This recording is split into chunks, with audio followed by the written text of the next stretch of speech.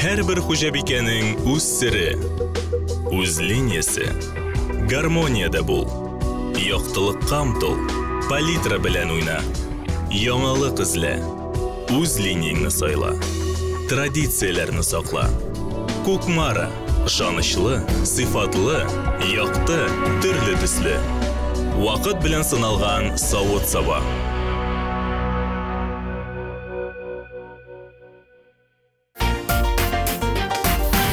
Здравствуйте, дорогие друзья! В эфире кулинарное шоу «Секреты татарской кухни». Не секрет, что 2015 год в России объявлен годом литературы. А также в январе этого года исполнилось 150 лет Национальной библиотеки Республики Татарстан.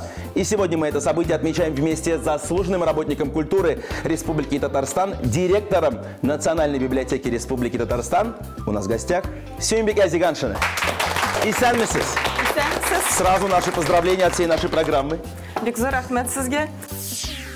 Сюймбек Азиганшина, директор Национальной библиотеки Республики Татарстан. Окончила Казанскую среднюю школу номер 39. Затем историко-филологический факультет Казанского государственного педагогического института по специальности учитель истории, обществоведения и английского языка. Магистратуру в Иллинойском университете в США по специальности библиотечные и информационные науки. Профессиональную деятельность начала в отделе обработки и каталогизации документов Национальной библиотеки Республики Татарстан, а затем была переведена на должность главного библиотекаря в отдел международного книгообмена. Руководила отделом литературы на иностранных языках, работала заместителем директора библиотеки. А с января 2014 года Сюймбек Азиганшина – директор Национальной библиотеки Республики Татарстан. Я пришла к вам с подарками. Как библиотекарь, конечно же, я хочу подарить книги. Поскольку ваша передача «Секреты татарской кухни», то как же без книг от татарской национальной кухни? Так. Это книга Юнуса Ахмедянова, нашего классика татарской кулинарии «Татарские национальные блюда». Спасибо большое. Татарская кухня, здесь изумительная иллюстрация. Вы ее, когда будет время, обязательно посмотрите, она вам пригодится в работе. А 150-летний юбилей Национальной библиотеки, конечно же, хочется пополнить вашу теперь библиотечку небольшую буклетом о нашей национальной библиотеке, фотографиями наших прекрасных интерьеров. Вау. И небольшим сувениром. Остается только сказать Бекзор Ахмед по всему коллективу Национальной библиотеки Республики Татарстан. Национальная библиотека Республики Татарстан. Главное книгохранилище Республики Татарстан для национальных, республиканских, русских и зарубежных изданий. Библиотека была официально открыта 10 января 1865 года как городская публичная библиотека Казани. Главный корпус библиотеки находится в историческом здании изящной архитектуры, известном как Дом Ушковый и построенном в 1908 году по проекту Мюрке. Библиотека содержит более 3 миллионов документов, в том числе более 100 тысяч документов на татарском языке и еще 100 тысяч на иностранных языках. Сюймбек, какое же мы блюдо будем готовить в столь знаменательное событие? Готовить будем мы плов, потому что плов – это праздничное блюдо. Оно свойственно многим народам мира. И есть турецкая пословица, что разновидностей плова столько, сколько городов в мусульманском мире. Да и не только в мусульманском мире. Возьмем, например, Италию. Там готовят ризотто, похоже. Это тоже плов? Похоже, да. В Испании, например, паэлья. И так можно перечислять бесконечно. И, конечно же, в каждом доме свой рецепт плова. А сегодня мы будем готовить по вашему эксклюзивному рецепту. Начинаем. Итак, я вижу здесь стандартные ингредиенты плова. Рис. Какое мясо мы сегодня выбрали? Баранину. Баранину, отлично. Приправы и вот самое интересное – курдючный жир бараний. Да, это курдючное сало, да. Оно придаст особый аромат нашему плову. Руслан, первым делом нужно поставить казан на огонь. Налить туда масло. Я думаю, 150-200 грамм масла будет достаточно. Так. Пусть пока разогреется, да? Да, пусть пока разогреется. А в это время нужно нарезать курдючное сало. С удовольствием нарежу, с удовольствием. Нет, наверное, давайте лучше я его нарежу, а вы, как обычно, мастер по нашинковке лука. Так я не хотел и сегодня резать лук. Ну что ж, мое любимое занятие. Практически каждую программу я режу лук. Нужно нарезать полукольцами средней толщины. Ну, приступаем, начинаем готовить. Несмотря на вашу занятость в библиотеке, бывает время-то на готовку в Сюмбике? Ну, нахожу утром или вечером поздно. Мне нравится фраза «утром или вечером». Вы, получается, и кушаете либо утром, либо вечером? Да, так и получается. Днем только кофе. Ну, а какие блюда, если все-таки готовите для семьи, там, хотите собрать гостей? Для гостей вот очень часто мы готовим плов, готовим шулпу, бәлеш, пичпачмак, токмач, пельмени. У нас присутствует много татарской. Сразу видно, вы вот эту книжку, которую мне подарили, вы ее прочитали сначала. Подготовились, перечислили все блюда татарские мне. Мы очень любим еще голубцы или блюда, в которых присутствует очень много овощей. И каждое утро еще успеваю теперь мастер по приготовлению блюд овощных пюре для своего маленького 10-месячного внука. У вас есть внук еще? Да, есть внук. Браво, браво. Но вы столько блюд интересных перечислили. Откуда берете вот рецепты их? Или родители у вас вкусно готовили? У меня мама очень хорошо готовит и любит это дело. Она может буквально за короткий срок накрыть огромный, богатый, вкусный стол. И мы всегда благодарны ей, что она нас выручает во все самые ответственные моменты. И все это ваша мама. Все это моя мама. Передаем ей большой привет. Как зовут? Алия Митхатовна. Алия Митхатовна, sizga bek zo'r salom. Масло, наверное, уже раскалилось. Я бы хотела туда положить курдючный жир. Так. Совершенно верно.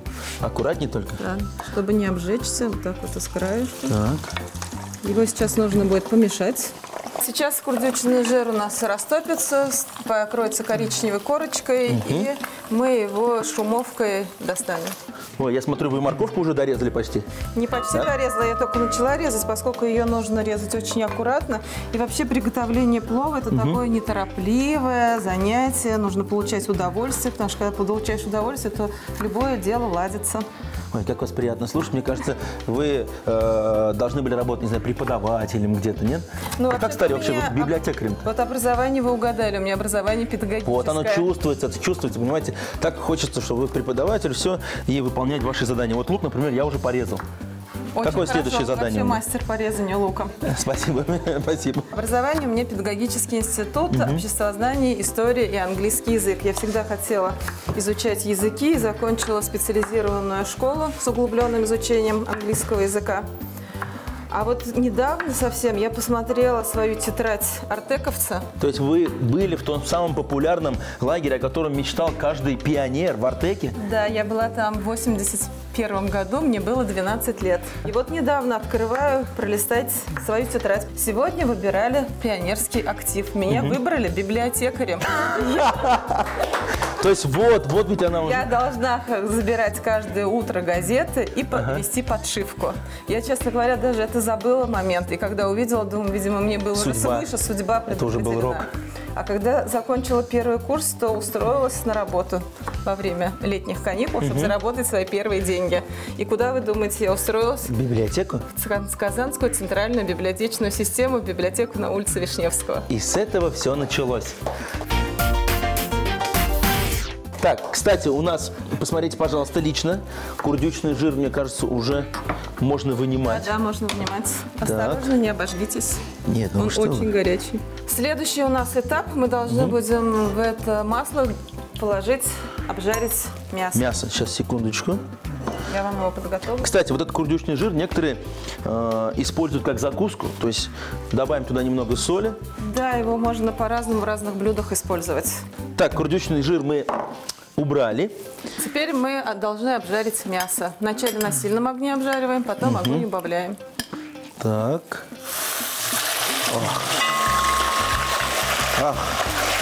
Осторожно. Опасная работа настоящего кулинара. Ну хорошо, когда есть такие помощники. Хорошо, когда длинные руки, я бы сказал. Сейчас обжариваем тоже до корочки. А потом нам нужно будет уже подготовить воды, потому что мы 15 минут будем обжаривать мясо, и потом минут 15-20 его в воде тушить. Сюмбюлкай, расскажите нам, пожалуйста, вот когда вы все-таки приняли серьезное решение основательно работать библиотекарем? Выйдя из декретного отпуска, я решила попробовать начать работать в Национальной библиотеке Республики Татарстан. Окунулась в эту библиотечную жизнь, начала работать обычным библиотекарем в отделе научной обработки документов, а затем перешла в отдел международного книгообмена. Мы все знаем, что 30% только татар проживают у нас в Татарстане, а остальные проживают или за пределами Татарстана, или вообще за рубежом.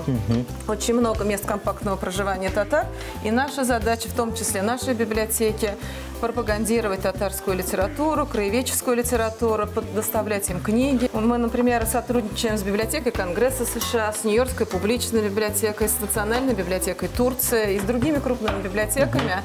И отправляем им свои списки книг, которые у нас имеются в обменном фонде библиотеки. И также смотрим, какие книги они могут нам предложить. То есть там есть специальная программа, да? Например, в библиотеке Конгресса бальная система. Мы отправляем им определенное число, там отмечаются баллы. На эти баллы какие книги мы можем у них заказать. А есть обмен просто один документ на один документ. Отправили 10 книг нам присылают.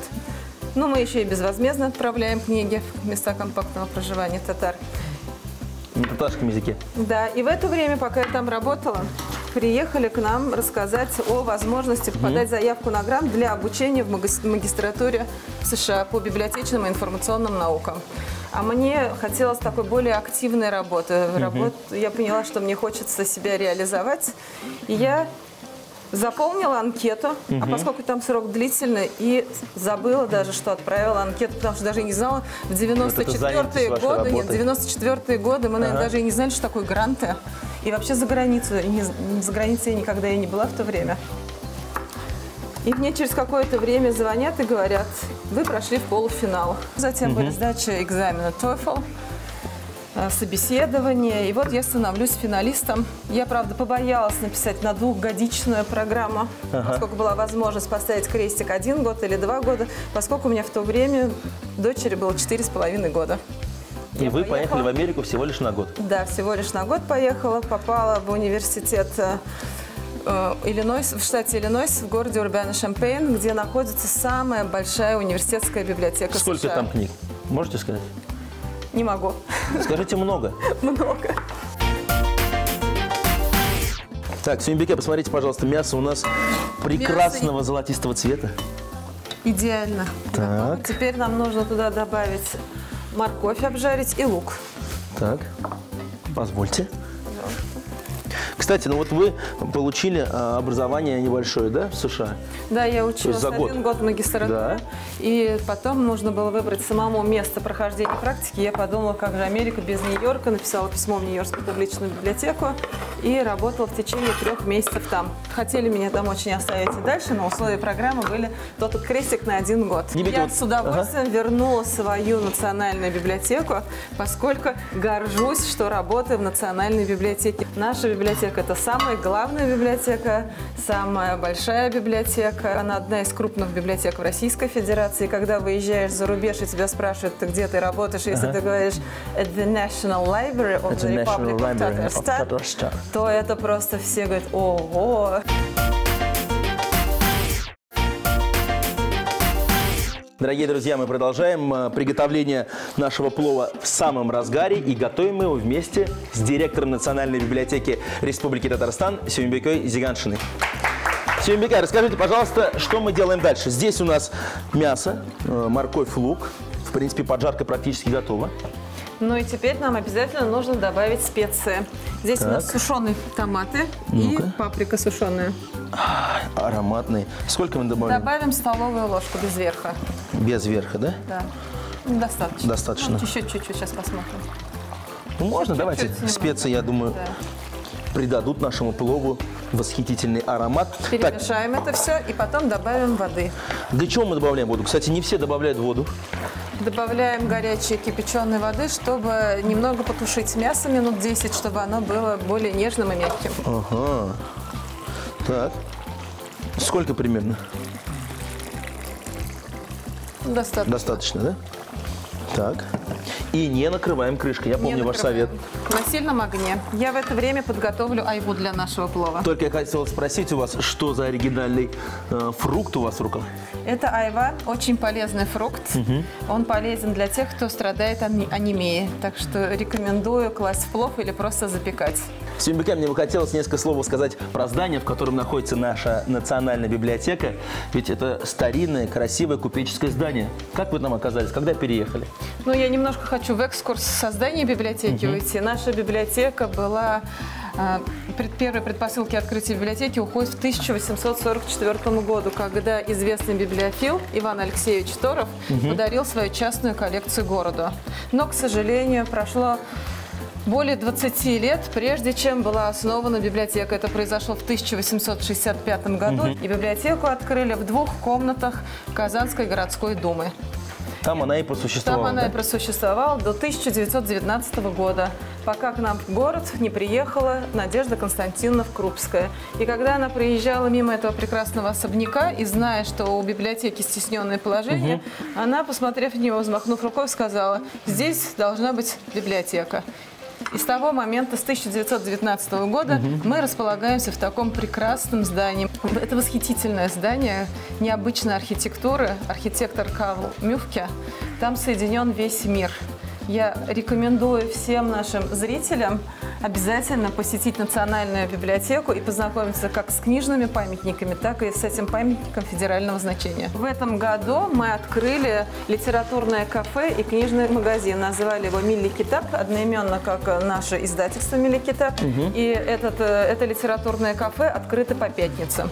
Так что вы можете туда приходить, пользоваться Wi-Fi, читать книги. Если она очень вам понравится, вы ее даже можете приобрести, и вам наши библиотекари подадут чашечку ароматного кофе или чая. Руслан, теперь нам нужно добавить соли. Соли должно быть чуть-чуть, бульончик должен быть чуть-чуть Как я говорю, очень ответственный момент. Сколько примерно? Достаточно? Ну, давайте по вкусу будем класть. Так. Давайте еще чуть-чуть. Чуть-чуть. Все, достаточно. Ведь рис, он тоже забирает к себе немало соли. Затем нам нужно добавить будет рис. Рис я уже подготовила. Его я промыла 6 раз. Такими движениями, чтобы немножко разминая. И вода должна быть у риса прозрачная. Затем замочили мы на 15 минут в холодной воде. Воду слили, и рис теперь готов. И мы его... положим сейчас. Пожалуйста, ложечку. Мы сегодня, кстати, используем пропаренный рис. У нас дома любят просто, когда каждая рисинка одна к одной. А пропаренный рис позволяет. И заливаем водой, да? Да. Залить нам нужно воду через шумовку. Так. Чтобы не повредить рис? Чтобы не повредить рис, чтобы у нас здесь никакие дырочки не образовывались. Заливаем, чтобы рис был покрыт водой на высоту половины столовой ложки. Дальше мы добавляем в наш плов айву и чеснок. Так, прошу вас. Как мы это делаем? Давайте я подержу все-таки. Так, нам нужно утопить чеснок. Это вообще самое вкусное, что есть в плове. И айву тоже также утопим в прессе. То есть мелко резать айву ни в коем случае не надо? Нет, не надо. Положим столько, сколько у нас поместится. В принципе, чем больше, тем вкуснее. Так. Теперь включаем на сильный огонь и ждем, чтобы вода выпарилась. Мешать плов ни в коем случае нельзя. Есть специальный свой секрет, как можно мешать плов. Это можно только доводить до дна и вот так немножко... Ну, дать возможность нашей водичке пройти до конца, да? Да, а вот размешивать нельзя ни в коем случае. Я предлагаю вообще не мешать и не трогать наш плов, и он сам прекрасно дойдет. И пока мы ждем приготовления его, мы займемся салатом, специальным салатом для плова. Плов. В казане на растительном масле обжарили кубики курдючного жира. Затем жир убрали и положили в казан баранину. Обжарили сначала на сильном огне, а затем огонь убавили. Нарезали лук полукольцами, морковь соломкой. Овощи добавили к мясу, приправили молотой паприкой с томатами, долили горячей воды и тушили на среднем огне, не закрывая крышкой. Мясо с овощами посолили, добавили хорошо промытый рис, долили воды. Погрузили в рис головки чеснока и нарезанную дольками айву. Приправили зирой и довели плов до готовности. Симбике, что же за салат мы будем готовить? Расскажите. Ну какой же плов без шикаропа? Это салат специально, который готовят вместе с пловом. Его ингредиенты – это помидор и лук. Всего лишь два ингредиента? Желательно сладкие помидоры, поскольку даже само название шикер – это сахар, а оп – это сок или вода. То есть здесь важно, чтобы получилось много помидорного сока. Что я режу, лук или помидор? Ну, я думаю, все, я молчу, я понял. Все понятно здесь. Особенность этого салата такая, что нужно резать все очень-очень мелко, и лук нам нужно будет промыть в холодной воде, чтобы ушла горечь. Кстати, осталась у нас еще одна приправа для плова. Да, это зира, ее мы кладем попозже, чтобы она оставила весь свой аромат. То есть примерно где-то у нас минут 10 уже плов готовится с водичкой. Мы тоже не размешиваем ее, Нет, оставляем. Не размешиваем, да. Симбике, пожалуйста, расскажите нам, вот какие у вас фонды в библиотеке?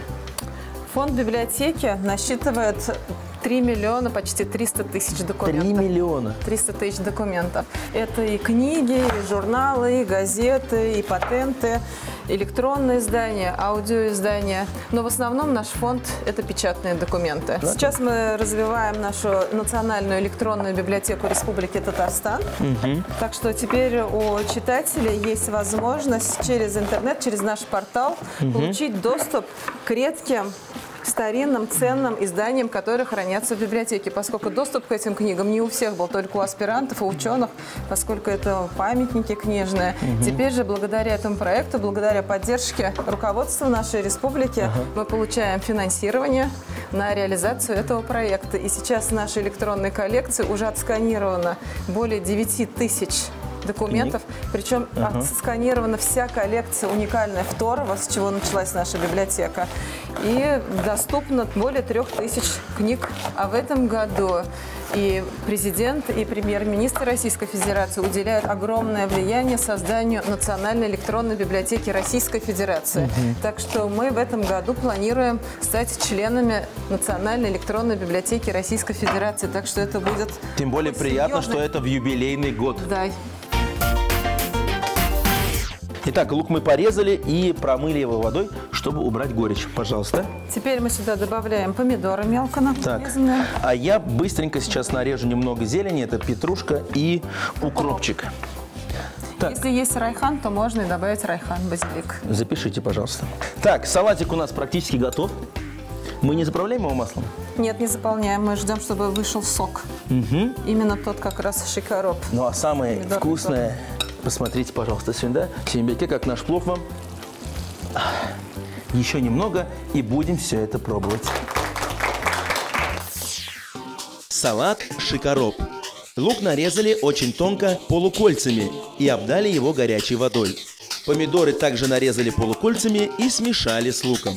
Посолили, поперчили и подали к плову. Уважаемые телезрители, если вы не успели записать рецепт сегодняшнего плова, мы ждем вас в нашей группе ВКонтакте. Готовьте свои любимые блюда, выкладывайте фотографии и делитесь своими кулинарными секретами. Симбике, посмотрите, как мы празднуем 150-летие Национальной библиотеки Республики Татарстан. У нас праздничный плов на столе. Да вообще стол просто вот пестрит блюдами. Здесь и салатик, здесь и лепешка, которую вы сами приготовили дома. Ну а мне скорее хочется попробовать наш праздничный плов. Ароматный, и я вам тоже советую это сделать. Обязательное правило: приготовил сам и попробуй. И обязательно после того, как, во-первых, на плов нужно положить салат. Вот салатик. Да, для чего же мы готовили шикароп. Его нужно положить пожалуйста, сверху плова. То есть все надо употреблять вместе. Ну а сейчас я полностью готов. Итак, бисмилля рахман рахим.